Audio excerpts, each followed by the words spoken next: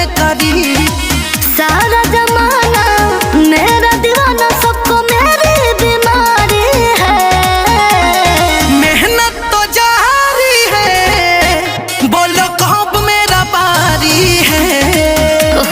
मेहनत तो जारी है, बोलो कब मेरा बारी है। जल्दी टाइम आएगा।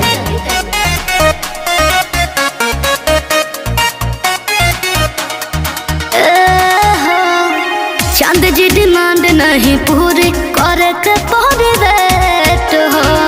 यूनिक तरीका अपनावो तब हो ही मामला सेट हो। ठीक है। जब ले कहबू ना हमके तू यहाँ से जानू, नहीं मरान जे पी होई तस्मा से जानू। रास्ता ना